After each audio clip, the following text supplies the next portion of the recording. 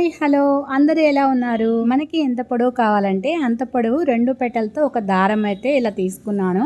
ఇప్పుడు మరొక దారం తీసుకొని ఇలా 3 పెటలు తీసుకొని ముడి వేసుకుంటున్నాను. ముడి వేసే దగ్గర కాస్త దారం వదిలి ముడి వేస్తున్నాను. ముందుగా 2 పెటల దారం తీసుకున్నాం కదా, అది సపరేట్గా, ఒక పెట దారం సపరేట్గా ఇలా ఓపెన్ చేసి మధ్యలో మనం 2 పెటల దారం పైన ఒక పువ్వు పెట్టి ఒక లైన్ దారంతో ఇలా చుట్టుకొని ముడి వేసుకోవాలి. ఇంతవరకు మీకు అర్థమైందని అనుకుంటున్నాను.